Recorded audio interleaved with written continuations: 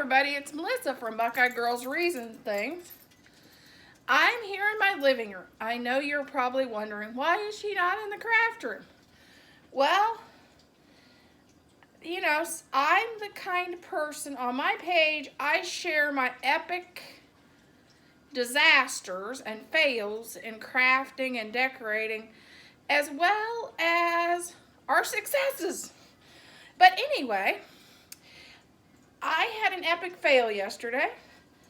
Those that follow my Facebook page and has been with me for a year know right here in my living room, this is where my Christmas tree goes.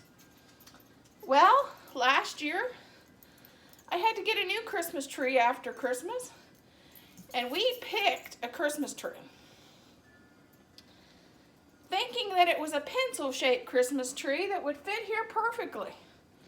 Well, I attempted to put that tree up yesterday. Let's just say I would have had 2 million views on YouTube and on Facebook. If you would have seen me try to get this tree, that tree, up there. It covered my entire fireplace and almost half my living room. So this video is about how do you pick a Christmas tree, especially for me, in a small space that's not too big. And you know, what do you want in a Christmas tree? Well, first of all, size.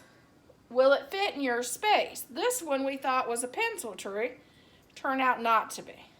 So make sure you get the right size and the right height that it will fit in your space and doesn't take up the entire living room like this tree did. And another thing you want to think about, I'll pull out a piece of this tree. Branch types. What type of branch do you want? Do you want it all the same? Do you want it to have glitter? This one has tons of glitter. After putting just the bottom up, I'll probably be cleaning up glitter for the next 2 years. My floor, everything is gold glitter. So that is an epic fail. The next tree I get will be smaller, no glitter on the branches. Yes, it looks pretty in the showroom, but in my house and in your house, may not be what you want. Another thing, color of the branches. Do you want a white tree? Do you want a gold tree? Do you want a pink tree? Do you want just a traditional green tree? Do you want a flock tree? Something to think about. Do you want it to be a very full tree or not so much? Do you want it to be do you want the pine to be all the same, or do you want different types of pine branches? What type pine branches do you want it to look like? Do you want it to look more like a blue spruce? Do you want it to look more like a white pine? A fir? What do you want your tree to actually look like? Something to think about. What really fits your decor? For years, I had a white Christmas tree. I did all retro design on the tree.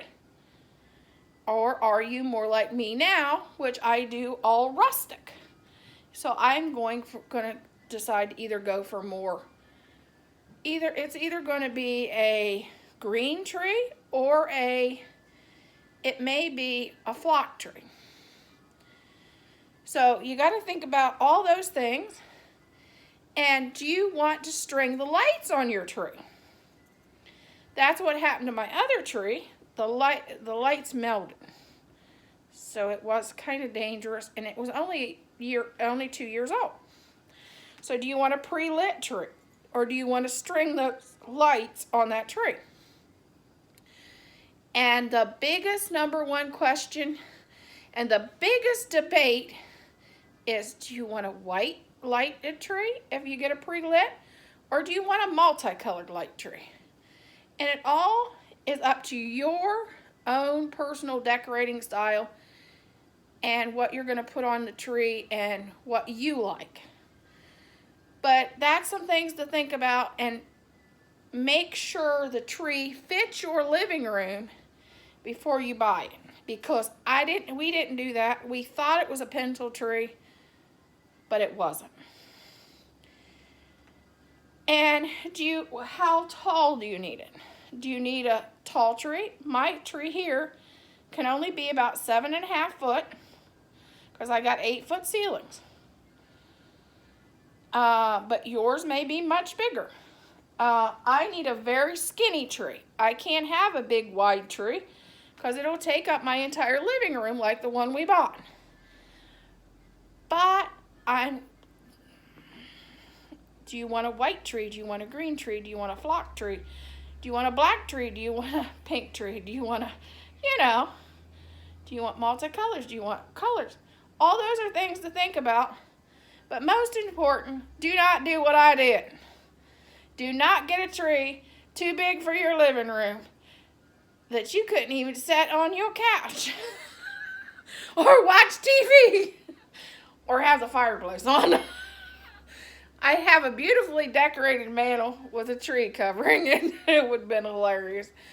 It would have been fun to watch you guys watch me do this, but it's just some things to think about if you're buying a tree. Another thing, when you're buying a Christmas tree, whether it's the artificial variety or the real variety, grab one of the branches and go like this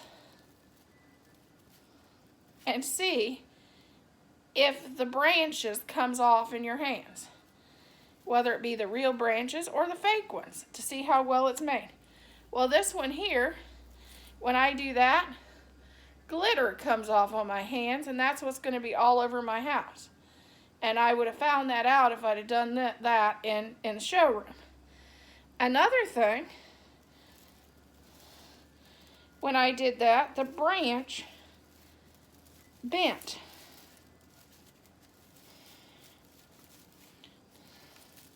So it doesn't seem like the branch is too great, but maybe it just needs to fold down and go into a slot and snap. But it's something to think about. Take and make sure, if it's a real tree, that you don't have a bunch of needles dropping. And I've even been told you can bounce it on the ground and see if the needles are dropping. And if they're dropping bad, you don't want it because the tree's dried out if it's real. But that's some suggestions on picking out a Christmas tree. Have a good day. Keep on crafting, and good luck decorating for Christmas. Hope yours is going better than mine. I want to get my tree up because I have some amazing decorating ideas for a Christmas tree. I guess I got to be on the hunt for a Christmas tree. Talk to you later. Bye.